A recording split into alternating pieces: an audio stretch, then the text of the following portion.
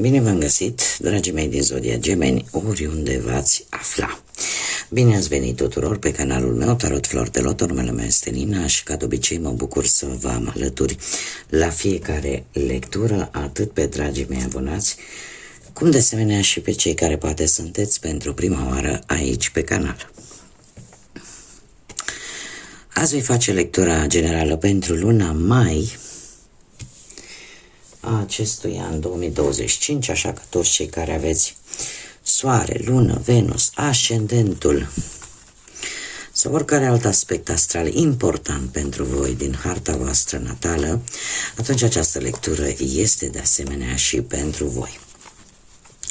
Desigur, dragilor, nu uitați că de fiecare dată vă readuc aminte că voi vă construiți viitorul, așa că vă rog din suflet să luați decât acele mesaje care rezonează cu voi, iar restul lăsați-le să zboare în univers, pentru că sigur sunt pentru alte energii, alte persoane care într-o mai mică sau mai mare măsură au o legătură cu Zodia Gemeni.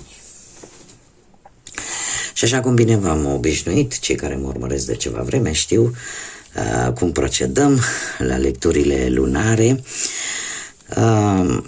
Am scos câte o carte pentru fiecare săptămână a lunii mai, să vedem așa pe ansamblu și în mare cam despre ce este vorba.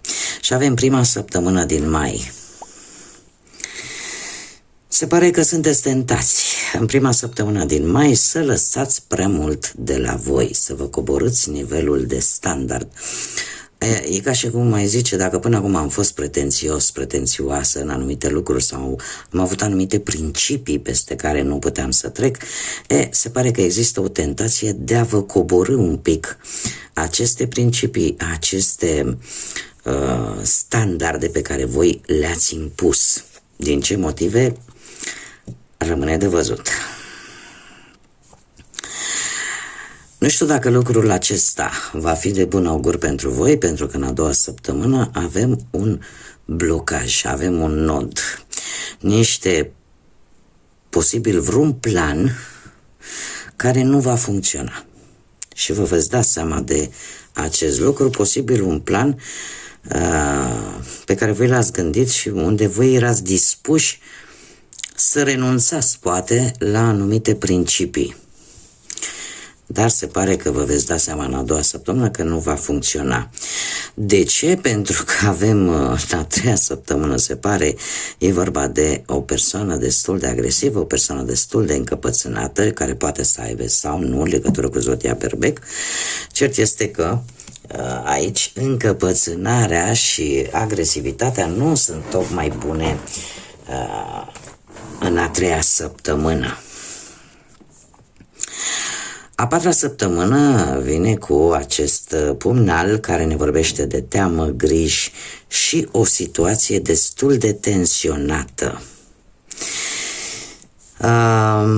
Nu știu, e posibil ca unii dintre voi chiar să fie supuși undeva către sfârșitul lui mai, poate unei operații medicale, iar asta să vă aducă această stare de grijă. Alții să traversați o perioadă destul de tumultoasă și haideți să nu lăsăm lucrurile așa, pentru că nu-mi place. Încă o carte, te rog, de clarificare pentru acest pumnal. Ia să vedem.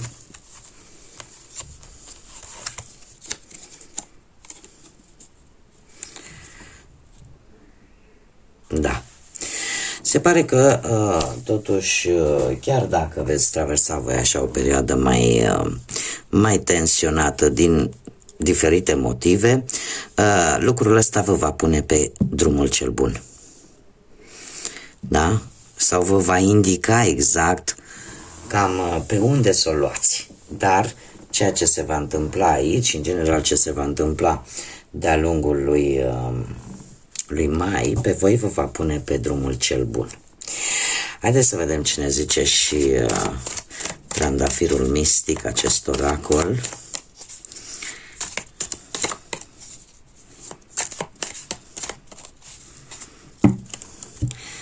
Pentru dragii mei din Gemeni. Da, se pare că Unii dintre voi chiar ați avut pe partea asta sentimentală, ați avut parte chiar de o întâlnire de curând cu cineva nou. Sau a fost pur și simplu poate o întâlnire online pentru unii dintre voi. Care este problema? Problema este că unii dintre voi aveți o teamă de intimitate, aveți o teamă de a rămâne singuri cu persoana respectivă, aveți o teamă poate din diferite motive pur personale.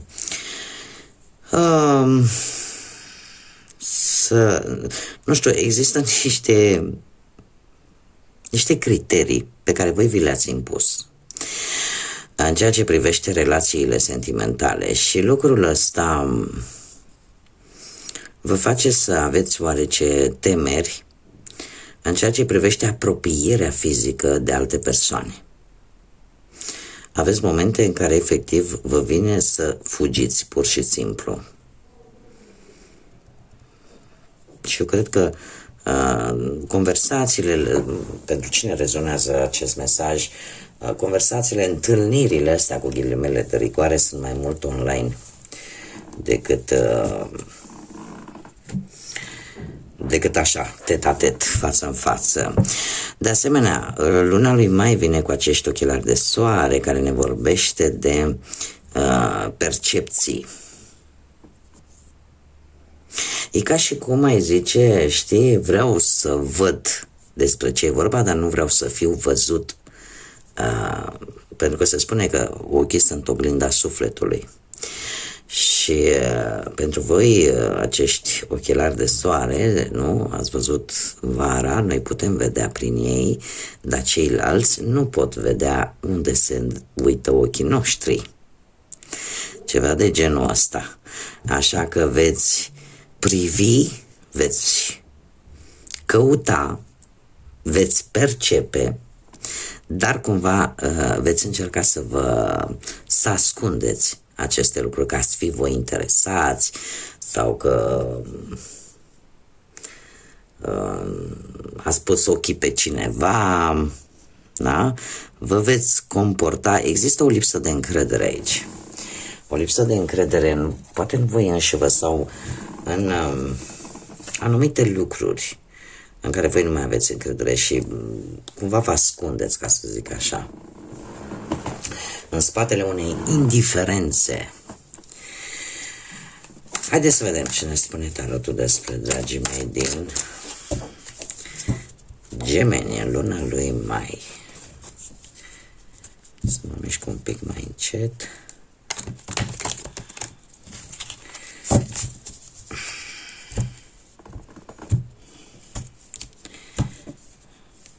Deci, pe plan profesional, dragilor, pe plan profesional lucrurile se mișcă destul de lent, dar nu trebuie să vă speriați.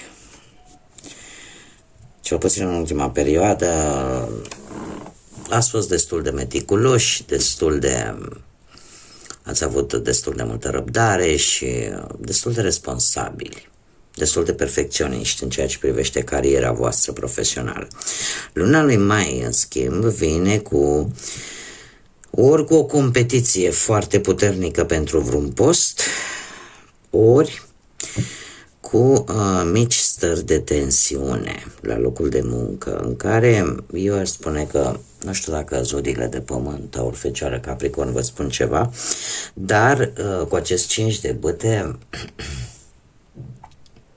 apare o schimbare în spectrul ăsta profesional după un conflict pe care posibil unii să-l aibă, în care fiecare cumva își urmează interesul. E posibil ca unele persoane la locul unde voi vă desfășurați activitatea să joace destul de murdar, să vă pună în situații destul de nepotrivite, dar voi continuați-vă să vă faceți treaba, încercați pe cât se poate să, cum să spun eu, neapărat să închideți ochii, să ignorați pur și simplu aceste lucruri. De ce? Pentru că avem un paș de cupe care e un purtător de vești bune, care pe plan profesional această veste bună îți va aduce mai multă încredere în voi. Așa că lucrurile cumva se vor îmbunătăți și e posibil ca unii dintre voi să primească un apel important de-a lungul lui mai, în urma unui interviu. Și în așa fel se poate semna un contract de muncă sau chiar o înțelegere. Haideți să vedem pe partea asta financiară pentru dragii mei din Gemeni. Pe partea financiară avem luna. Ați avut o perioadă destul de complicată, aș zice, pe partea bănuților. Nu știu dacă zodia Pești vă spune ceva, sau care vreo implicare în domeniul ăsta financiar, dar ați fost destul de economi. Destul de economi, așa, pentru că ați văzut că vremurile sunt tulburi, că niciodată nu se știe ce se poate întâmpla, așa că ați început așa să economisiți, să puneți ceva bănuți deoparte. Luna mai vine cu noi șanse, cu noi oportunități, cu acest as de monede, pentru că se pare că o mișcare promițătoare sau, nu știu, o nouă responsabilitate la locul de muncă. Cert este că se poate obține pentru unii dintre voi chiar un job cu activitate nouă. Sunt vești bune, sunt o șansă foarte bună care îți poate aduce în afară de echilibru la nivel bănesc și eu aș zice că poate să vină niște bani total neașteptați la care voi vă luați răzgândul sau nici măcar nu vă așteptați. Se pot rezolva situații financiare, cresc așa ușor câștigurile și de asemenea asul de monede vorbește de o idee foarte strălucită care să te ajute să faci minuni. Dragii mei din Gemeni, pentru că avem magicianul și eu aș spune că ai tot ce-ți trebuie. Ai tot ce-ți trebuie, istețime, tot ce-ți trebuie pentru a câștiga niște bani în plus și lucru pe care voi îl veți face, veți profita tare mult de această șansă care vi se oferă, care vine către voi în mai, veți profita la maxim, vă veți folosi toate aturile care le aveți, toți așii din mânecă, în așa fel încât să o faceți profitabilă și foarte profitabilă pentru voi pe plan material. Mergem mai departe și hai să vedem pe plan sentimental cei care sunteți într-o pereche, într-un cuplu, dragii mei. Ați de curând, probabil că ați fost într-o călătorie destul de lungă pentru a rezolva o anumită situație care are de văzut cu viața voastră sentimentală. Și se pare că, sau poate chiar sunteți într-o călătorie destul de departe de casă, unii dintre voi poate chiar cu o călătorie făcută cu avionul. Nu e obligatoriu, dar în general e vorba de o călătorie foarte lungă. Și din care veți ieși, ca să zic așa, câștigători. Dar, avem acest dar care nu ne place.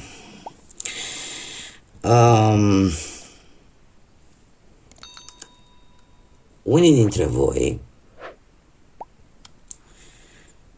cu acești 6 de bâte de-a lungul lui mai, posibil să o puneți așa de oficializare, de vreo nuntă, de vreo logodnă, ceva. Ce nu-mi place mie acest 7 de spade. Aici apare o nehotărâre. Apare o nehotărâre. De ce? Această nehotărâre din lipsă de încredere. Aici unul din voi, dragilor, cei care sunteți într-o relație, nu are încredere în celălalt. Din N motive. Și se pare că încrederea este foarte crucială în ceea ce privește relația voastră. Cineva aici a înșelat, cineva aici a mințit, cineva aici e dispus să fugă înainte de o confruntare. Pare rău, nu pot să zic ce nu văd. Și este cineva în care voi nu mai puteți avea încredere. Acum, voi știți, voi adaptați, eu am să mai pun încă o carte, da. Cineva a greșit, clar. aici. Cineva greșit. Chiar dacă. Trebuie să vă spun un lucru. Cine a greșit, să zicem că a căzut în ispită, dar cumva nu a căzut de tot. Nu știu dacă mă înțelegeți. Tentația a existat, dar cumva parcă nu a căzut de tot.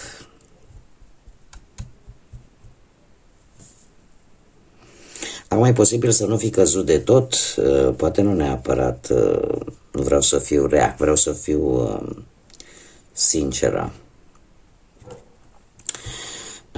Nu a căzut de tot în ispită, poate și din cauza unei promisiuni, pur și simplu, sau faptul că deja s-a discutat, s-a stabilit o anumită dată importantă pentru relația voastră, sau, nu știu, mai punem o carte.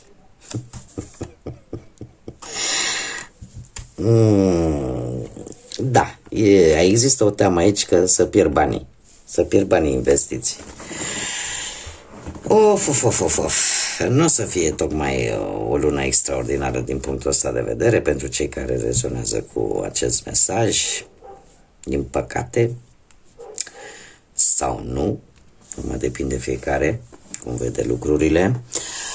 Doar că există aici, ca și motiv, există atracție fizică și nimic mai mult. Motivul tentației, pur și simplu atracție fizică și nimic mai mult. Nu e vorba neapărat de sentimente, că s-a îndrăgostit, că nu. Aici pur și simplu. Doar că tentația a existat, a încercat să o evite, se pare că a reușit, dar a făcut-o doar pentru stabilitate financiară, pentru a nu pierde niște bănuți. Uite că am pus 4 cărți chiar și la cei care sunteți singuri, le lăsăm așa. Cei care sunteți singuri, dragilor, ați traversat o perioadă destul de dură în viața voastră, v-ați făcut tot felul de griji, v-ați făcut tot felul de scenarii care nu au făcut altceva decât să vă blocheze cu acest 8 de spade. Ce înseamnă asta? Înseamnă că încă la voi există ceva acolo în interiorul vostru care nu este vindecat. Și trebuie să vă mai spun un lucru, nimeni nu poate vindeca ce este în interiorul tău dacă tu nu o faci primul. Dacă voi nu o faceți primii, dacă voi nu începeți acest proces de vindecare din interiorul vostru, nu puteți cere unei alte persoane să o facă. Ea vă poate ajuta, dar începutul trebuie, startul trebuie să plece de la voi. Luna mai pentru voi, dragilor, vine cu 2-3 ani. Asta îmi spune că vine cu foarte multă intuiție din care tu îți vei da seama de foarte multe lucruri. Și veți fi foarte spontani și foarte plini de optimism. Mare atenție. Vă veți găsi între persoane, veți căuta sociabilitatea, veți căuta, mai ales aici avem un 3 de cupe, care îmi spune că pe planul ăsta sentimental e posibil ca unii dintre voi să vă reîntâlniți la o întâlnire cu prietenii, așa, să reîntâlniți chiar și vreun fost sau vreo fostă și să încerce să vă recucerească. Există această șansă. Treiul de monede, în schimb, ne vorbește de apariția la locul de muncă sau în timp ce cauți de muncă sau ceva ce are legătură cu activitatea pe care tu o faci, a unui personaj interesant. Iar acest personaj poate să aibă legătură cu semnele de foc. Nu e obligatoriu, dar în mare parte cam asta îmi spun mie cărțile. Berbec, leu sau săgetător. Este cineva, totuși trebuie să vă spun, care efectiv trăiește momentul, trăiește clipa. Este un personaj care de obicei are foarte multă energie, își face planuri, dar acționează foarte mult pe impuls. Și acum nu știu eu dacă acest fost sau fostă sau cineva nou are aceste caracteristici, da? În care simte atunci o chimie foarte puternică, dar în momentul în care această chimie se consumă, există și șansa să plece mai departe și să nu ia lucrurile tocmai în serios, așa cum poate unii dintre voi ați vrea, poate. Acum, haideți să vedem care este surpriza, dar înainte de surpriza lunii, hai să vedem inițiale de nume, prenume, pseudonim sau porecle de persoane cu care voi puteți interacționa de-a lungul lunii mai și care vor avea o anumită importanță pentru voi. Să vedem. Și avem litera O, litera E, litera H, litera P, litera R, litera J, litera Z și litera B. Inițiale de nume, prenume, pseudonim sau porecle de persoane cu care voi puteți interacționa sau care vor avea oarece importanță pentru voi. De asemenea, vă puteți descoperi chiar și inițialele propriului nume aici. Ca și zodii, în afară de cele pe care tocmai vi le-am spus,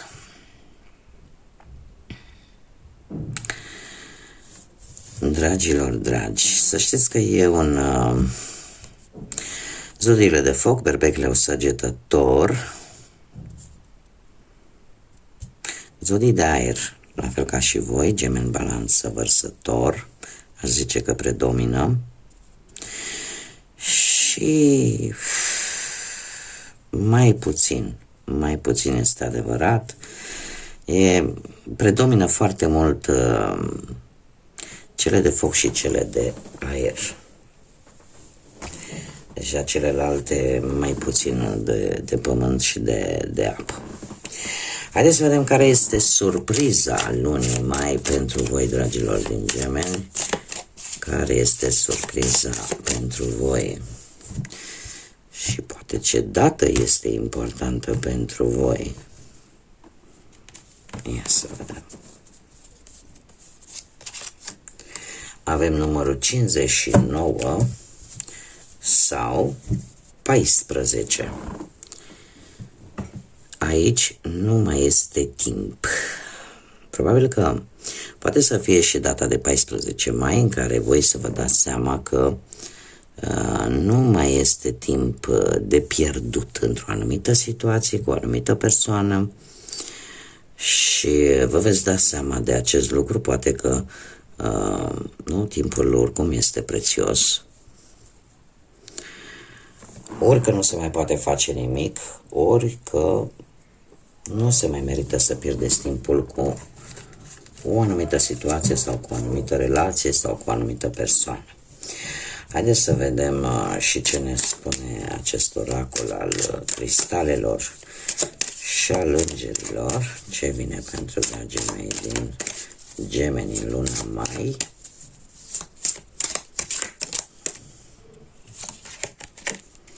Și avem un Akita. Dragilor, ca și culoare, se pare că culoarea verde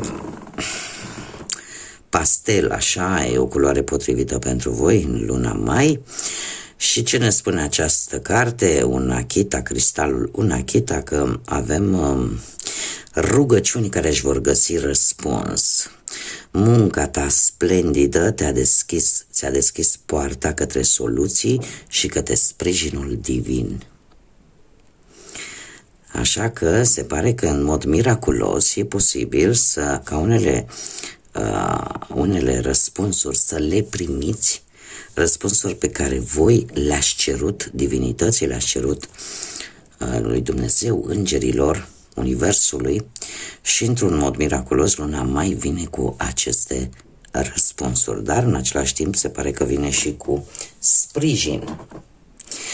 așa că e de bine. Bun, dragilor, cam atât am avut pentru voi. Eu vă mulțumesc pentru atenție și ca de fiecare dată vă mulțumesc din suflet pentru sprijinul și pe care voi îl acordați acestui proiect numit Tarot Flori de Loto prin intermediul like-urilor, distribuirilor și comentariilor voastre. De asemenea, invit pe toți cei care încă nu s-au abonat, îi aștept cu mare drag să o facă, este gratuit, așa că vă aștept să ne întâlnim ca de fiecare dată la fiecare lectură aici pe canal, iar până data viitoare, când ne vom reîntâlni, trebuie să le spun la mulți ani tuturor celor care sunt născuți în luna mai, ce mai către sfârșitul lui mai așa, un la mulți ani sincer și tot ce vă doriți să devină realitate. Cum desigur vă doresc în general luna mai să vă aducă tot ceea ce voi vă doriți. Să vă aducă liniște, să vă aducă lumină în suflete, în gânduri și, desigur, multă energie pozitivă. Așa că până data viitoare când ne vom reîntâlni, numai bine și să fiți iubiți, dragilor!